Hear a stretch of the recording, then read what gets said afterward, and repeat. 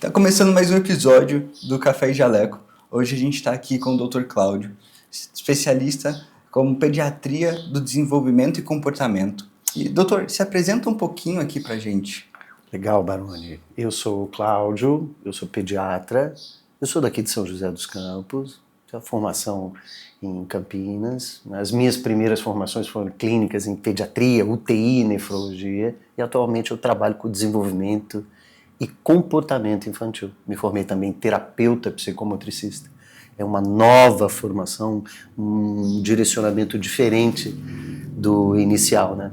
Inicialmente muito vocacionado para atendimento em hospital e pacientes doentes, crônicos, com grandes patologias biológicas.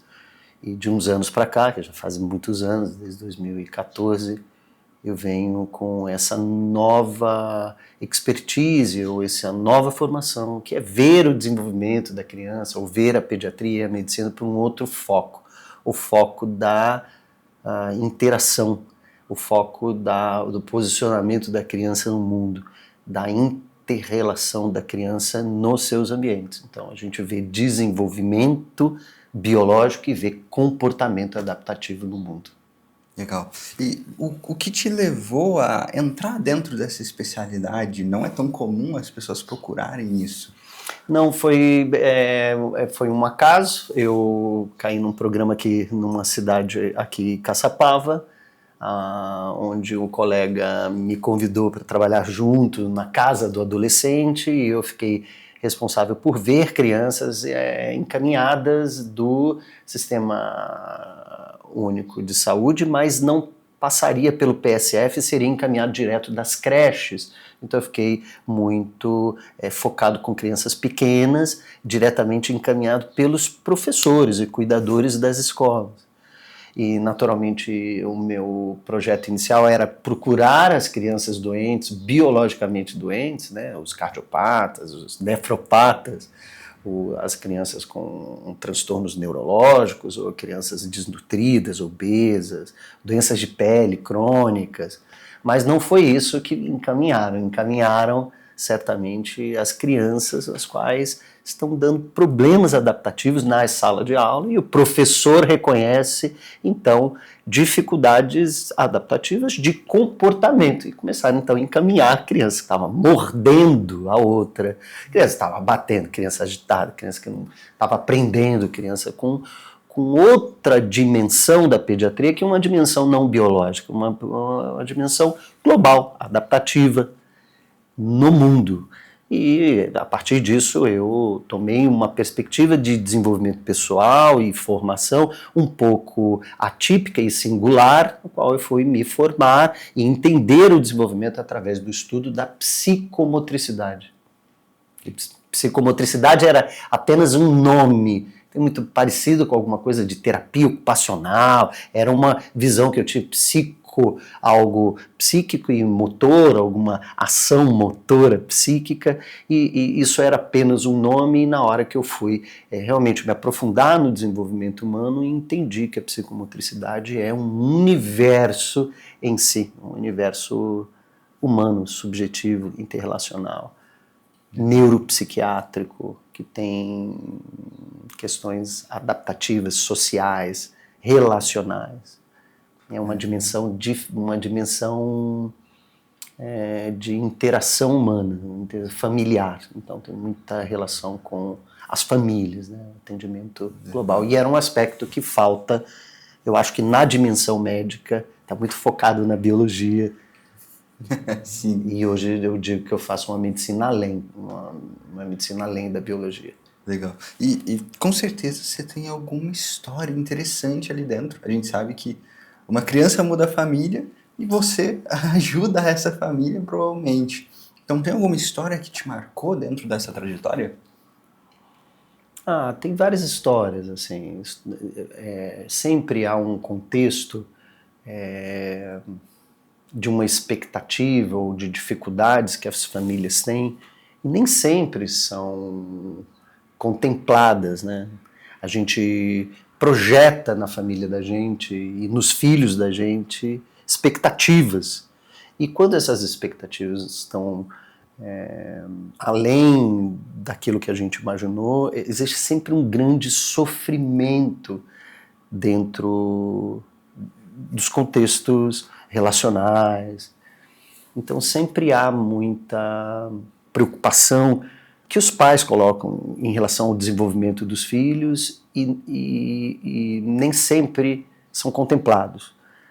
Então, muitas histórias, nem sempre histórias de vitória, mas também sempre muitas histórias de acolhimento das famílias, pelo sofrimento das famílias. Então tem inúmeros casos onde a gente coloca expectativas, às vezes, também de grandes problemas, mas quando a gente acolhe as famílias de forma humana e a gente dá direcionamento para elas, conseguem se adaptar e seguir o caminho em frente. Estou dizendo isso no sentido de quando a gente dá uma perspectiva de que a criança tem alguma atipia no neurodesenvolvimento. Isso é um sofrimento, isso mexe muito com a família. E quando a gente vê o processo de adaptação, e quando a gente direciona as famílias para as crianças, os processos terapêuticos, e elas se desenvolvem, existe uma superação desse trauma ou dessa dificuldade.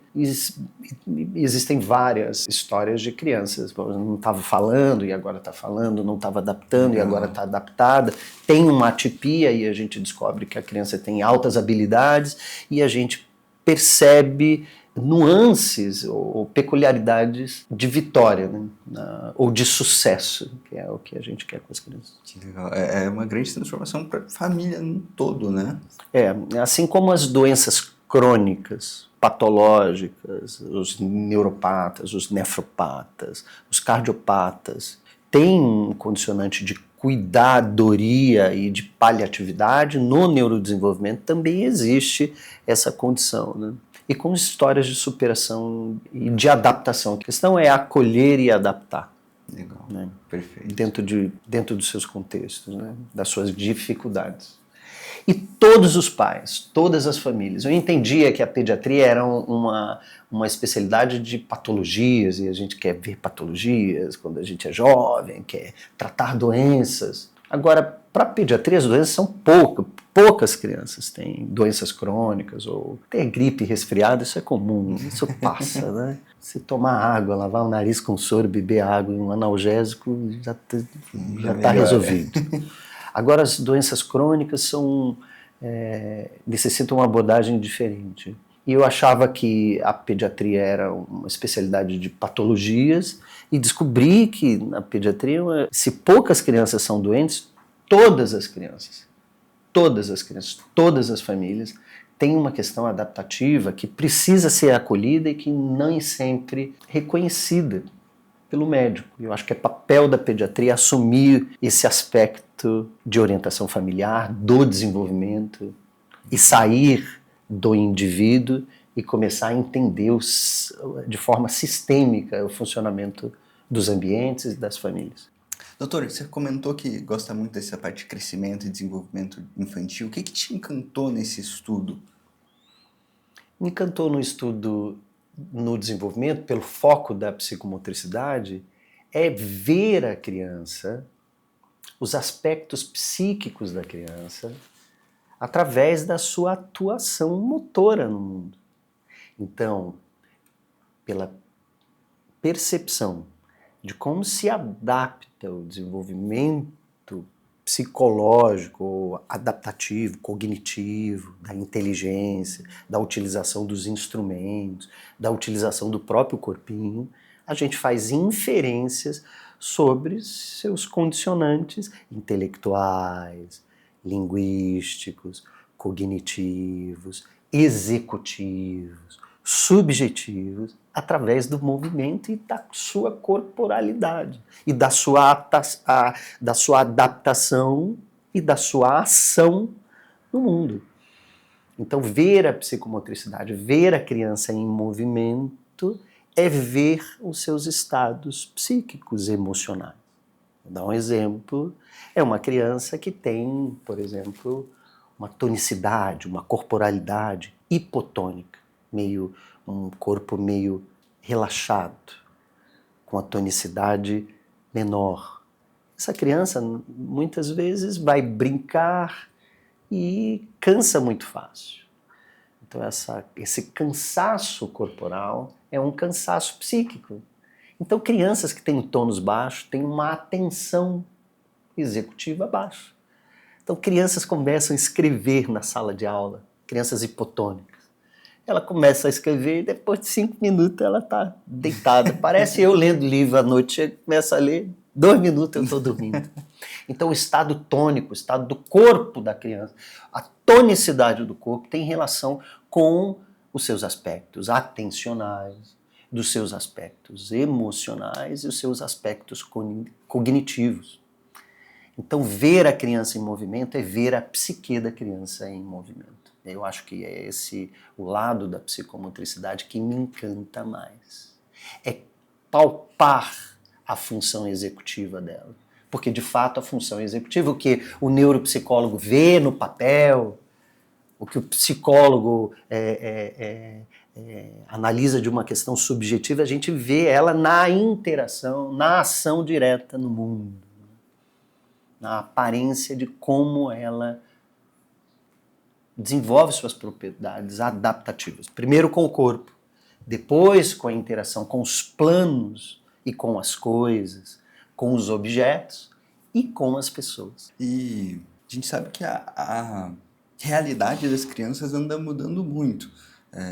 Tanto por telas, tanto por acabarem não brincando mais tanto na rua. Eu falo até mesmo pelo prédio que eu moro. Antigamente a gente olhava lá embaixo, estava cheio de crianças. Hoje em dia mal tem crianças. E como você vê essa mudança no mundo? Essa mudança é gravíssima, porque a expressão psíquica da criança se manifesta na ação. E quando a gente tem uma restrição de mobilidade, a gente tem uma restrição da expressão cognitiva, da solução de problemas. Então, solucionar problemas não é solucionar problemas psíquicos no papel ou na inteligência imaginativa. As primeiras soluções psíquicas é onde eu vou colocar meu pé, quando eu vou escalar e subir numa escada. E eu preciso fazer um giro para segurar em outro lugar.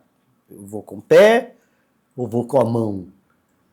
A criança não tem nem mais equilíbrio para subir numa escadinha.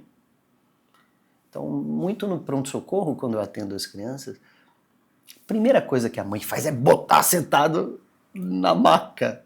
Oh, me deixa a criança subir sozinha para eu ver o equilíbrio. Então a criança sobe, não sabe escalar, colocar o joelho para subir na maca. Uma criança de 2 anos faz isso, 3 anos faz isso. Então elas estão perdendo a mobilidade, mas mais do que perdendo a mobilidade, estão perdendo oportunidade de desenvolvimento psíquico. O primeiro desenvolvimento psíquico é um desenvolvimento adaptativo do corpo e de uma experiência adaptativa. Não só no movimento, mas na questão sensorial, na questão sensório-motora. Então precisa pisar o pé na grama. E a criança não gosta de grama. Naturalmente porque fica em casa jogando videogame, todo mundo protegido com meia e tênis e joelheira. E luva, e capacete, e cobertor. Oh, me deixa o menino ralar o joelho. Precisa ralar o joelho para poder ter a experiência e ter a percepção da sua corporalidade e adaptar a sua corporalidade em diferentes ambientes. E esses ambientes não são ambientes apenas ambientes motores ou ambientes físicos, são ambientes de interação social. Então, quando a criança perde a oportunidade de se auto-adaptar do corpo, do equilíbrio e com as pessoas, a gente está tolhendo desenvolvimento psíquico adaptativo. E quando elas ficam mais velhas, tem graves prejuízos adaptativos de autorregulação, autocontrole, autorreconhecimento e gestão da sua sensorialidade, da sua emocionalidade e da sua cognição e da sua inteligência.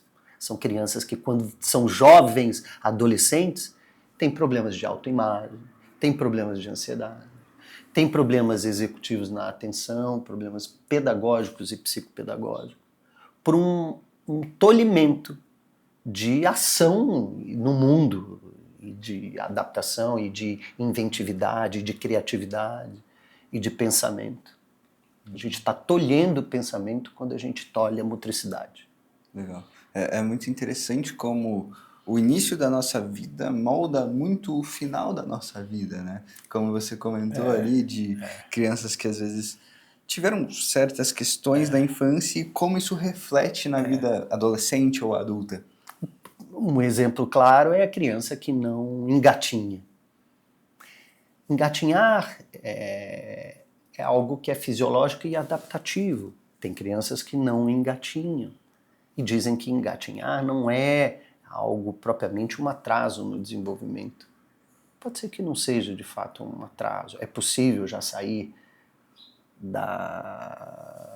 do sentado, de uma quadrupedia pobre para uma bipedia já andando, né? Mas quando a gente explora um ambiente quadrúpede, a gente tem uma integração da sua corporalidade. Isso é fundamental para depois ela desenvolver habilidades de equilibração e de praxia global. E que quando elas são tolhidas de fazerem isso, numa fase posterior, talvez isso tenha um aspecto psíquico de menos intencionalidade, menos propriocepção. E propriocepção e intencionalidade é como a criança se posiciona subjetivamente diante das outras crianças. O exemplo é da criança que tem uma baixa mobilidade, todo mundo vai brincar, vai subir na árvore, e ela não gosta de subir na árvore. Fica ali quietinho. Fica quietinho. Então fica meio de escanteio num aspecto social.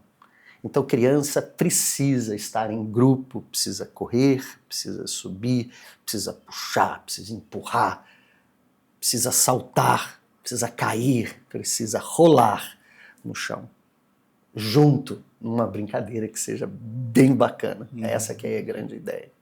E tolher a motricidade é tolher a infância e tolher a inteligência, a inventividade e a criatividade dela. Doutor, e a gente sabe que os pais têm muitas dúvidas, têm muitos mitos na hora de trilhar o caminho de um filho, uma filha, e que tipo de mito você acha que é interessante a gente contar para os pais, para eles aprenderem um pouco mais? Talvez o mito seja colocar processos pedagógicos estruturados para todas as crianças, colocar projetos de desenvolvimento de robótica, negociação, MBA para crianças, uma construção de um currículo pedagógico formal, antecipando condicionantes que são condicionantes que devem ser elaborados pela criança e pelo jovem numa fase posterior. Não adianta querer antecipar ou colocar a criança para aprender a ler muito precocemente.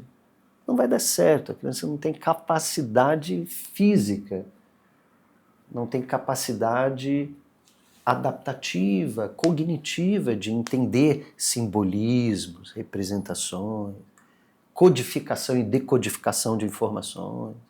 Então é um mito querer antecipar as coisas para prepará-la de forma proficiente para um desenvolvimento formal, quando na verdade ela deveria estar brincando.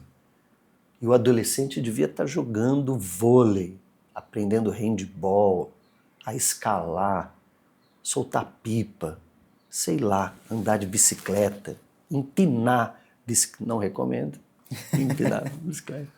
Então, enquanto a criança perde a oportunidade de desenvolvimento e de experiência na vida, fica perdendo tempo com conteúdos formais, pedagógicos, robótica ou qualquer outra coisa que seja, antecipando questões que não sei se isso vai dar vantagem adaptativa no futuro.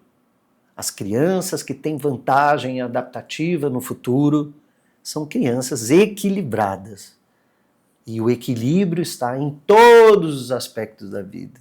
E às vezes a gente fica direcionando para um lado, perdendo o espaço real, o espaço da experiência e da ação no mundo com os outros, né? Legal. Fora de casa.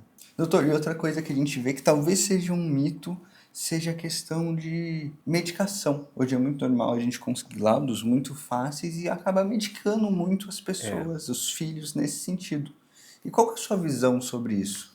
O excesso de medicação começa desde o xarope de tosse, desde a procura no pronto-socorro e a prescrição de inúmeras condutas medicamentosas desnecessárias, por procura das famílias.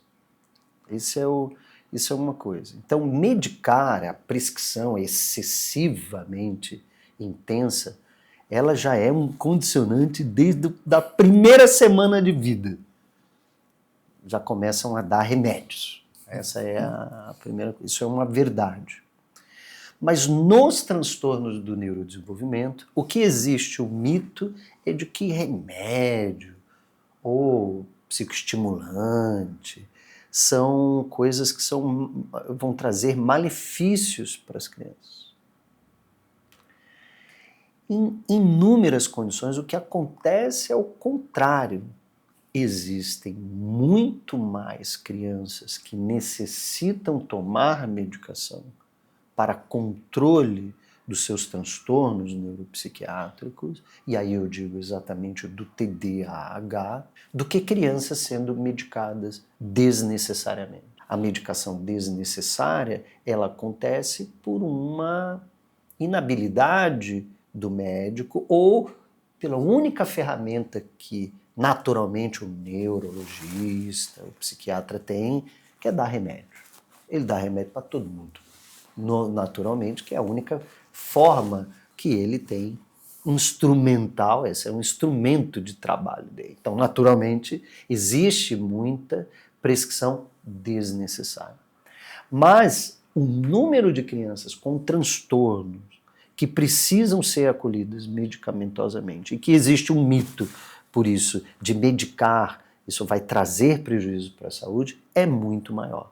Então essa é uma moeda de duas faces. Ao mesmo tempo, existe um excesso de medicação desnecessária, ou uma dose desnecessária, ou uma tentativa de controlar comportamentos através de medicações. Isso é uma verdade. Agora, o não acolhimento da criança que precisa tomar remédio, e às vezes por essa percepção das famílias, de que remédio às vezes é algo de risco ou que vai trazer algum malefício. Muito pelo contrário. A criança que é bem medicada muda a vida e o prognóstico social, o prognóstico intelectual, o prognóstico de saúde global, de riscos e comorbidades futuras, de acidentes, comorbidades de transtornos de família, separação de pais, por uma desadaptação de uma criança. E por sofrimento da criança. Eu estou falando especificamente da criança hiperativa TDAH, que sofre com uma questão de juízo dos pais inadequado. Essa criança é mal educada, essa criança faz isso de propósito, ele não arruma o quarto, é um desleixado, fazendo juízo moral de uma criança que tem uma deficiência, uma dificuldade executiva e um problema que pode ser resolvido e deve ser resolvido e precisa ser resolvido, ou pelo menos experimentar o uso de medicações nessas condições que são apropriadamente diagnosticadas. Doutor, e nessa questão de TDAH, tem alguma coisa que as mães devem ficar de olho? Alguma coisa que ela talvez seja despercebido por elas? Sim, várias coisas. TDAH é um nome talvez inadequado para a condição que ela representa. As crianças com TDAH têm um espectro sintomático. Então existem muitas meninas com TDAH que não são hiperativas, que têm condicionantes às vezes só na desatenção. Às vezes são crianças que são tímidas, são crianças que têm dificuldade de seguir instruções, mas elas não dão problema na sala de aula. Então o professor não reconhece, nem na família, reconhece que a criança tem esse condicionante. Porque ela é quietinha, ela é boazinha, só que ela é mind dreaming. Às vezes fica sonhando acordado. Então é uma pessoa inventiva. Mas na hora de produzir uma tarefa escolar ou produzir uma rotina adaptada, tem dificuldades. Você pede para ir na cozinha pegar um copo d'água e trazer um pedaço de pão e aproveita e me traz aquele pratinho. Aí ela traz só o pratinho. Então, dificuldade de seguir ordens complexas. Às vezes tem condicionantes de linguagem associados. Ficam sendo reconhecidas como pessoas que, às vezes, por uma questão moral, a gente dá um nome para isso. Uma pessoa desleixada, ou uma pessoa preguiçosa, ou porque tem falta de caráter, ou porque faz as coisas de propósito, ou porque não segue as regras de direito da casa, e ficam sofrendo. Outras crianças são hiperativas, naturalmente, as crianças que têm muita hiperatividade são mais fáceis de reconhecer os problemas pela questão da hiperatividade, pela impulsividade, por segurar as coisas, quebrar as coisas, pular. Essa criança hiperativa, esse tipo de TDAH hiperativo é mais fácil de reconhecer porque ele dá problema mais facilmente. E ainda assim, a criança hiperativa que tem uma desadaptação nos ambientes das rotinas, que tem uma desadaptação no comportamento emocional, que se comporta, às vezes, como um opositor passivo, não é reconhecido como TDAH. Então você pede para a criança ir lá estudar, ela fala, vai lá estudar, ela senta, ela fica 5 minutos e dispersa e não estuda e vai fazer outra coisa. E ficam fazendo juízo moral da dificuldade da criança. Porque não consegue reconhecer que aquilo é uma dificuldade de sustentação da atenção, é uma coisa meio funcional, neurobiológica, cerebral. E aí ela tem uma performance, nesses pontos de performance da vida, seja para calçar o sapato, não calça o sapato, para sair, aí sai atrasado. E aí ficam desleixado. E apanham em casa. E na sala de aula são colocados para fora da sala de aula. Fazem juízo daquela criança. Você é uma criança que não consegue parar quieto, não é normal. Não é mala educação. Não existe criança mal educada. Existe criança desadaptada, tem um comportamento desadaptado. Não por juízo próprio. Toda criança quer performar bem. Mas elas não conseguem performar, não conseguem tomar banho. Tem dificuldade de ir tomar banho, aí entra no banheiro, tem dificuldade de sair do banho. E às vezes saem do banho com o cabelo seco e não procedem aquilo que é para proceder, porque eles têm um comportamento desadaptado. E eles não são reconhecidos por isso. E o principal problema do TDAH é o comportamento emocional. Às vezes a irritabilidade, o excesso, as polaridades emocionais. Então, crianças com muitas polaridades emocionais desadaptadas e está dando problema em ambientes, não são reconhecidas como TDAH. Às vezes não são hiperativas. Tem um comportamento emocional intenso, tem um comportamento de desatenção intenso e ficam sem diagnóstico. Porque não se entende que isso é TDAH. Mas ele não tem problema em decorar nada. Não tem nada a ver com atenção diretamente. É o que se faz com o direcionamento da atenção, que é o grande problema no TDAH. Uma hora ela tem que ficar concentrada e sustentar essa atenção por muito tempo e muitas vezes ela perde a sustentação da atenção, porque vê o passarinho e pensa no avião, e pensa na viagem que fez, e não faz o que é para fazer. E outras vezes está hiper concentrado. Meu filho consegue ficar concentrado, não tem TDAH. Não, muito pelo contrário. Ele fica hiper focado numa coisa que dá prazer, está pegando fogo aqui, e ele não para a atenção. Então não é uma questão de ter atenção ou não, é uma questão de manipular a atenção e ter uma performance adaptativa, atencional e executiva nos seus vários níveis de execução. E tem alguma coisa que você teria para trazer para essas mães como solução? Sim. Primeiro de tudo, considerar o uso de medicações. E aí vamos desmistificar a utilização de medicações. Crianças com TDAH desadaptadas, o uso de medicações muda o prognóstico e a vida profissional, pessoal, intelectual, cognitiva, adaptativa dessas crianças. É a primeira coisa. Que precisa colocar isso em pauta no momento adequado. E é possível e deve fazer alguma experimentação nesse sentido. A segunda coisa, e o mais importante, é manejo de comportamento em ambiente familiar. Então, é preciso fazer uma capacitação para manejo de comportamento utilizando ferramentas estruturadas.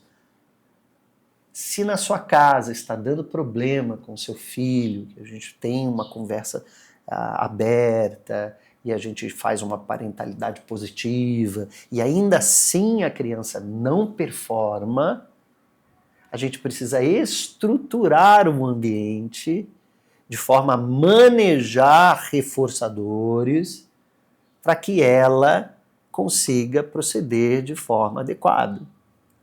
Então, não só estruturar ritmos, não só estruturar o ambiente de tarefas, mas começar a usar reforçadores e trabalhar com antecedentes.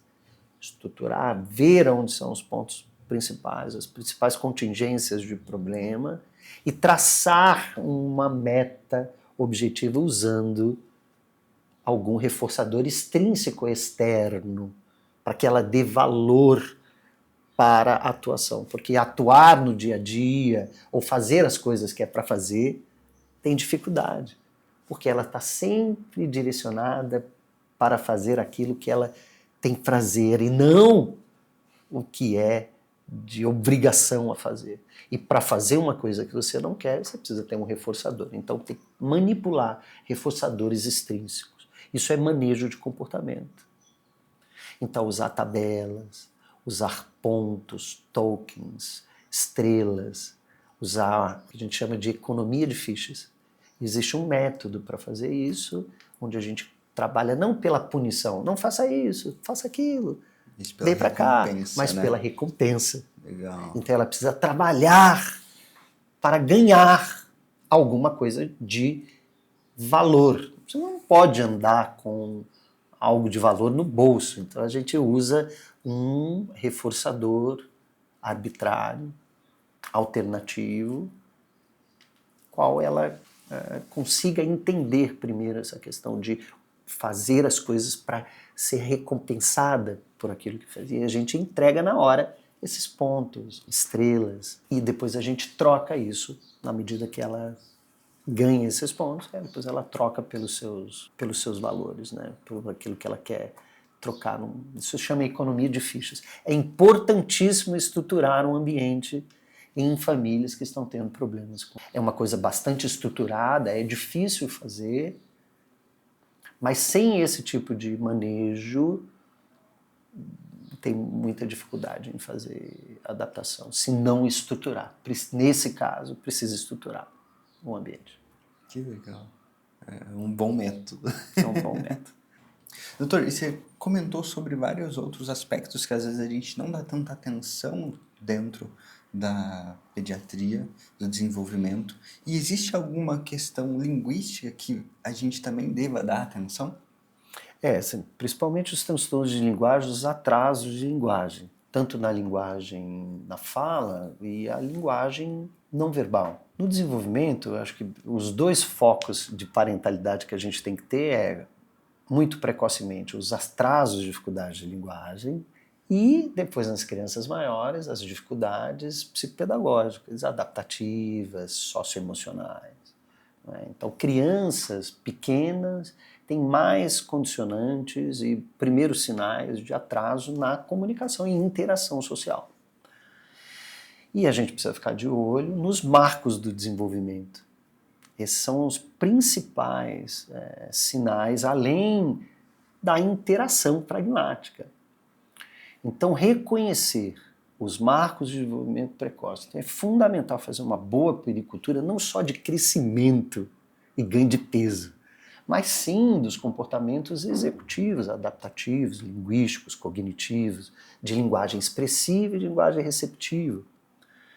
E isso, antes mesmo da fala, existem os gestos, e a gente não reconhece essas coisas. Às vezes a criança fala, tem muitas palavras, mas não aponta, não pede, não dá tchau, não faz ok, não manda beijo, não faz caretinho. Não tem um comportamento expressivo, gestual, interativo. Antes da palavra vem o gesto. Então é fundamental entender, ou em qualquer dificuldade interativa, emocional da criança pequena, crianças que choram muito, crianças que têm temperamento difícil, crianças que têm dificuldade de ir com outros, crianças que têm dificuldade de explorar novos ambientes. Não é timidez. É possível que seja uma questão subjetiva tímida, mas crianças que não vão num parquinho, que ficam retraídas, ou crianças que necessitam ficar no colo dos pais, crianças que demandam regulação do pai o tempo inteiro, crianças que não conseguem ficar sozinhas brincando e ficam pedindo orientação para os pais, são condicionantes adaptativos, às vezes, relacionados a dificuldades interativas, socioemocionais e de linguagem. Então, reconhecer linguagem muito precocemente ajuda e é o principal fator de mudança de prognóstico. Então, realmente, quando a criança não olha no olho das outras crianças ou dos pais, ou tem dificuldade de apontar, isso pode ser um sinal precoce, às vezes de autismo, quando tem estereotipias, comportamentos repetitivos, comportamentos inflexíveis. Então, isso é muito importante reconhecer esses condicionantes de linguagem em criança pequena. E nas crianças maiores, que é uma outra queixa que vem em consultório, são condicionamentos adaptativos mais sociais ou psicopedagógicos. Aí é uma questão de linguagem, às vezes de leitura, de escrita, de codificação e decodificação de informações. Isso tem muito a ver com questões psicomotoras e psicomotoras com menos adaptação. Vou dar um exemplo. Uma criança que não tem desenvolvimento de lateralidade, não tem especialização manual, não consegue jogar a bolinha com a mão direita ou com a mão esquerda, que não tem dominância, às vezes ela tem uma dificuldade espacial, porque a dominância leva uma experiência de lateralidade. Se ela não tem lateralidade, ela não reconhece o B e o D. É a mesma letra, só que é virado um para o lado do outro. Ou P e o Q, é tudo a mesma coisa, só que é virado espacialmente. Ela tem um problema espacial porque ela tem uma imaturidade corporal, porque ela não sobe no parquinho, no escorregador, ela não vai no trepa-trepa, porque ela tem um tônus diminuído, ou porque tem um problema de integração sensorial. E tem um problema de adaptação pedagógica, psicopedagógica. Então é fundamental trabalhar o corpo e a integralidade da criança, não só desde pequenininho, mas também em todo o seu aspecto, e vendo os marcos do desenvolvimento. Isso é fundamental, reconhecer a linguagem. E o TDL, que é o transtorno do desenvolvimento de linguagem, é uma condição do desenvolvimento que permeia muitas dificuldades, adultos com dificuldades de profissionais, ou é 5 vezes mais prevalente do que o próprio autismo, e talvez o TDL, que é o transtorno do desenvolvimento de linguagem, seja uma condição negligenciada. É a mais frequente no desenvolvimento e a mais negligenciada condição, porque ninguém desconhece, os profissionais desconhecem essas adaptações linguísticas que vão repercutir em todos os aspectos da vida da criança. Então é fundamental o pediatra entender de desenvolvimento de linguagem. Os profissionais, pedagogos, não é? Todos da escola e todos que trabalham com criança. Entender a linguagem como sendo o carro-chefe no desenvolvimento adaptativo da criança. Doutor, e a gente sabe que a medicina acaba ensinando um pouco pra gente, talvez muito pra gente. E tem algum ensinamento que você leva pra sua vida? O maior ensinamento que eu aprendi da medicina é entender que o ser humano não é uma massa de células. O ser humano é maior do que a expressão extrínseca do corpo.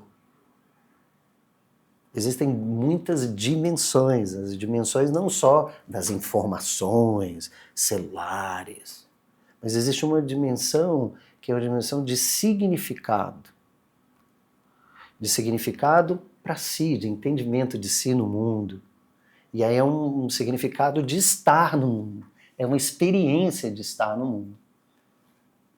Então eu vejo a criança agora algo de interativo. Ele é o conjunto do ser, da família.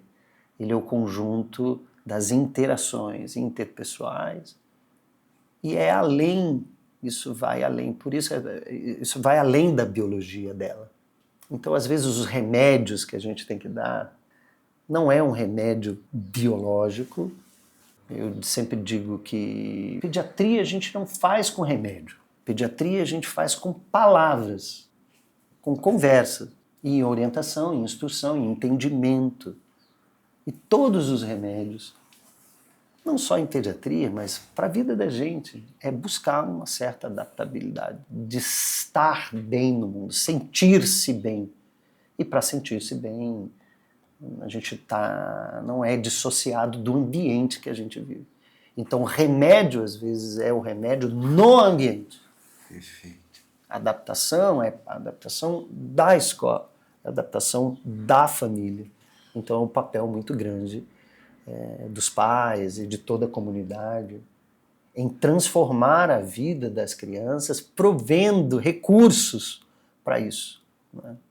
E não tolhendo, e não direcionando para atitudes pragmáticas, profissionais, pedagógicas, mas para um outro lado, para um lado de sentir-se bem.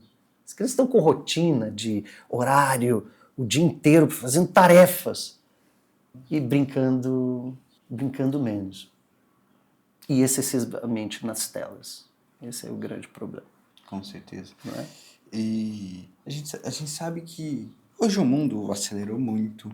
A medicina se torna algo estressante, independente da nossa especificação. E o que você faz como válvula de escape para esse estresse? E dá uma dica para os pais também como uma válvula de escape, até para ajudar essas crianças. Primeiro, antes de querer ajudar as crianças, a gente precisa estar bem, né, com a gente mesmo. Pela psicomotricidade, a cura, ou cura no sentido de curadoria, de cuidado, de qualquer aspecto psíquico, primeiramente precisa passar pela sua experiência da sua corporalidade. Não adianta fazer terapia no divã somente. É importante fazer uma terapia psíquica, algo simbólico, representativo, imagético, linguístico. Mas é preciso trabalhar o dedinho do pé da gente. Então, não só para as crianças, mas para nós mesmos. O primeiro passo para cura ou curadoria de qualquer coisa é pisar e tomar um caminho físico diferente daquele caminho que você faz todos os dias. Você abre a porta e sai de casa todo dia, pega a chave do carro e vira à direita, você sabe aonde você vai chegar. Você faz o mesmo caminho todos os dias. É preciso fazer um caminho, eu digo, de uma experiência física diferente. Se você faz uma experiência física diferente, você abre portais ou oportunidades para se desenvolver. Que é o que eu venho na minha vida pessoal fazendo, uma transformação pela ação. Então, é bom mudar os hábitos de atividade física, as coisas que você faz que te dão prazer, e precisa ser algo psicomotor, algo de construção de habilidades. Fazer uma arte marcial, fazer uma atividade criativa, uma atividade lúdica, uma atividade esportiva, uma atividade representativa, teatro, uma atividade artística, algo que você possa usar a sua corporalidade numa expressão criativa para estar bem no mundo. Esse é o grande negócio. Existe uma dimensão física e uma corporalidade negligenciada por todo mundo. Fica todo mundo deitado, vendo TV, rodando o negócio, pensando. É pensar menos e andar mais, curtir mais, explorar mais aspectos da corporalidade. Porque é só através da corporalidade que você tem as suas experiências. Parece que todo mundo vive da cabeça para cima e esquece o dedinho do pé. Doutor, e falando de empreendedorismo, qual foi o maior desafio que você teve no início da sua carreira? Como médico e, naturalmente, como todos os pediatras, ficam sempre muito dependentes das instituições para poder trabalhar. Então, eu trabalho nos hospitais, nas clínicas, nos ambulatórios. A grande dificuldade, eu acho, que é sair desse ambiente, onde é um ambiente onde você é empregado, para poder empreender no seu próprio consultório. Ainda que você faça consultório por convênio, você não é diretamente dono dos seus meios de produção, né?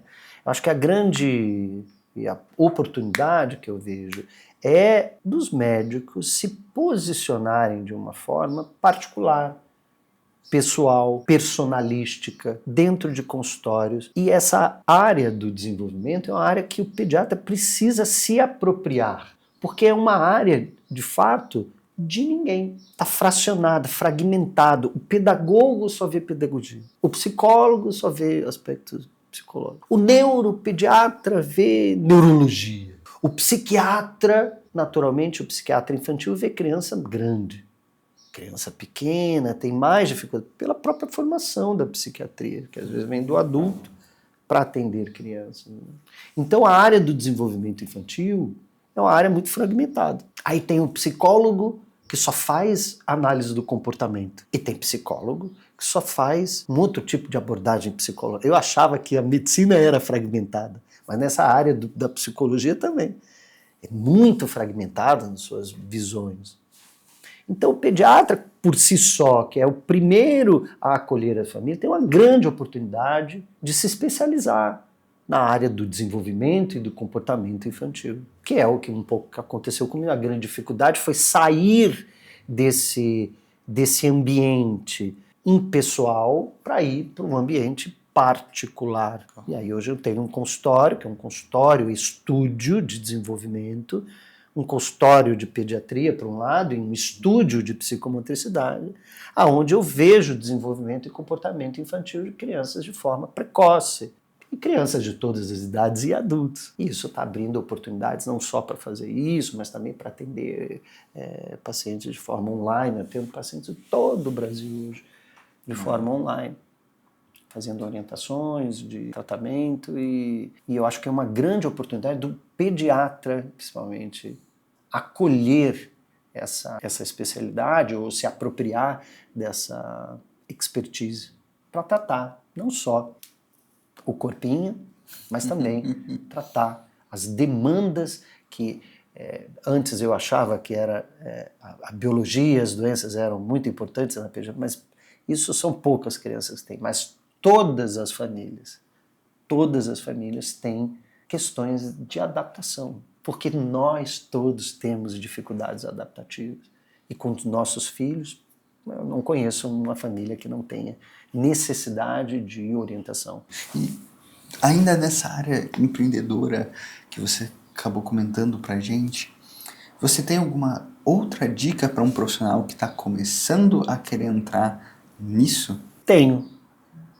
Que tenha um posicionamento dentro de uma vitrine ou de mídia online ou dentro do Instagram, Facebook, que eu acho que é a minha maior dificuldade, ou para todos, ter um posicionamento estratégico, organizado para ser visto e criar, de fato, uma oportunidade de ser referência e ser encontrado. Perfeito.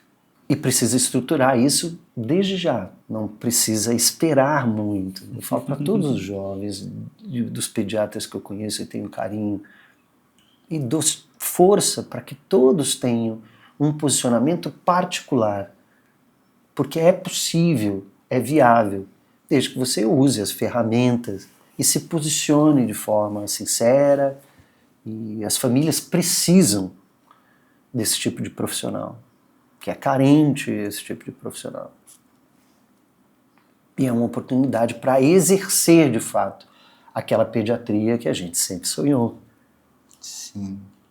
Sim, Porque nos ambulatórios a gente não consegue expressar ou ter o atendimento que a gente acredita que é preciso, é necessário, pela demanda, que é uma demanda que aí não é nossa. Muitos pacientes, atende pelo convênio, tem que ter um número de atendimentos. E quando você faz as coisas de forma particular, as famílias precisam entender isso. Sim, é possível fazer consultas rápidas, é possível ter atendimentos pontuais, não é? Mas é preciso ter um consultor em saúde, frequentar menos o pronto atendimento. Os pais vão tirar dúvidas de desenvolvimento no pronto-socorro. Não vai dar certo. Então, a oportunidade para o jovem pediatra é se posicionar de forma inteligente, precoce. Eu acredito que as redes sociais, no geral, vêm muito para essa área de conexão, né? E posicionamento. É isso que realmente muda esse jogo, vamos dizer assim, para você poder sair de um ambulatório, de um convênio até mesmo para aqueles que querem se tornar particulares. E você comentou de dificuldades ali inicialmente de produzir conteúdo dessa forma estratégica. Hoje a gente sabe que você já produziu bastante conteúdo.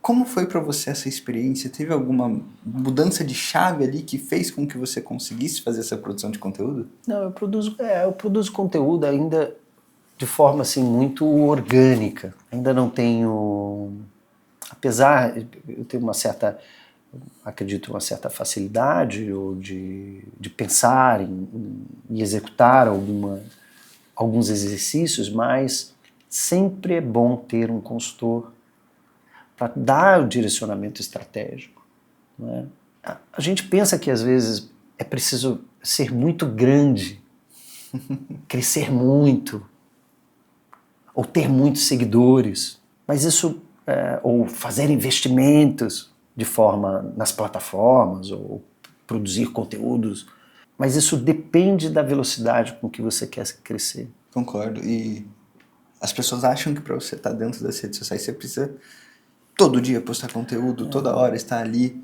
Não é muito bem assim. A gente sabe que vocês precisam primeiro ser médicos e depois sim produtores de conteúdo. Então deixar essas estratégias para quem entende das estratégias e só definir realmente qual espaço que você quer atuar e qual velocidade, o tanto que você quer ser visto ou o que é que você quer vender de fato, né?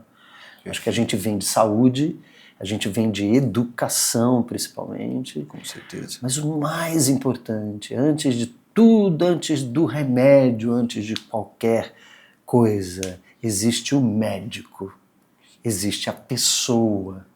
E isso tem que ser uma coisa personalística, não pode pensar só no marketing em si. A gente tem que primeiro, antes de tudo, se posicionar em si, para depois se posicionar numa rede social, né?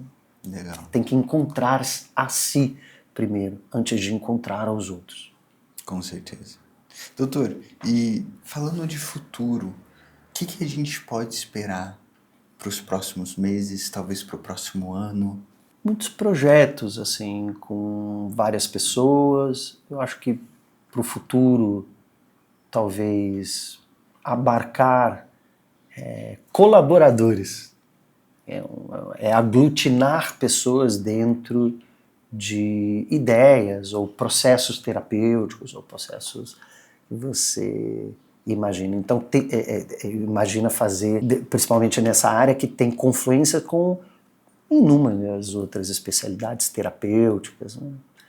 Então, estar junto dentro de um grupo é também muito importante. Então, talvez seja essa, primeiro, posicionar a si e depois tentar se posicionar dentro de um grupo, ou dentro de um nicho de colaboradores e intercambiar informações e ter parceiros. Acho que é o próximo passo. Legal. E então, me conta um sonho profissional, primeiro, que você almeja alcançar ainda. Acho que o sonho profissional é ainda sair do orgânico e entrar num nível digital no qual seja possível ajudar mais pessoas, abarcar mais pessoas, através de um processo que possa ser educativo, Legal.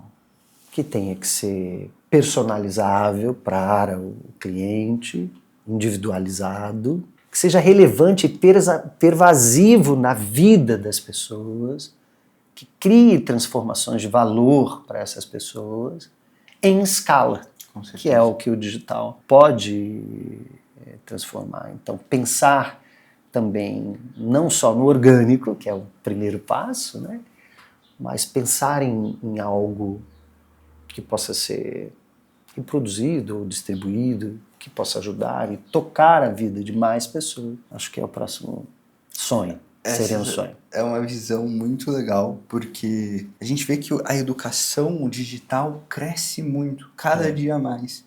E a educação digital é algo que não é nem a nível Brasil, aqui a gente está falando de nível mundo.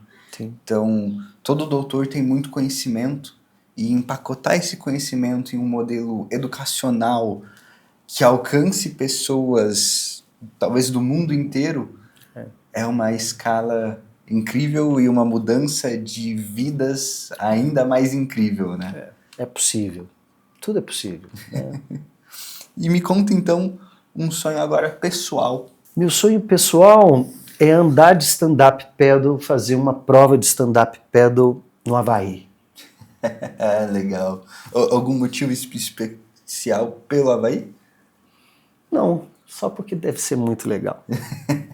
Show de bola. Talvez um outro sonho pessoal é perseverar no treino do Aikido, que é uma arte marcial, uma filosofia em forma de arte marcial que conecta as pessoas.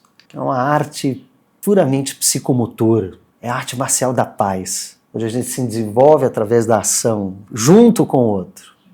Não tem competição, mas é apenas um treino. Uma filosofia meio marcial, meio samurai. E seguir o código de honra para se posicionar como um cidadão do bem, e que faz o bem e que interage pelo bem dos outros e de estar bem consigo mesmo. Bom, a gente está chegando ao fim do Café e Jaleco. Mas, doutor, antes da gente encerrar e de você se despedir, eu quero te fazer uma pergunta. Se hoje a gente pudesse pegar aqui um celular, gravar um stories, uma mensagem, e você pudesse atingir todas as pessoas do mundo, entendendo o seu idioma, o que você diria para elas? Que antes de buscar fora de si a solução das coisas para o mundo, os direcionamentos da vida, as angústias, a gente tem que olhar para dentro. É conhecer a si mesmo. E conhecer a si mesmo não é pelo pensamento. Conhecer a si mesmo é conhecer a sua corporalidade, a sua experiência corporal no mundo. Então é olhar para dentro de si e tomar o seu remédio na ação de estar bem no mundo. E para isso você precisa fazer alguma coisa. E precisa fazer alguma coisa no espaço real, não no espaço apenas simbólico.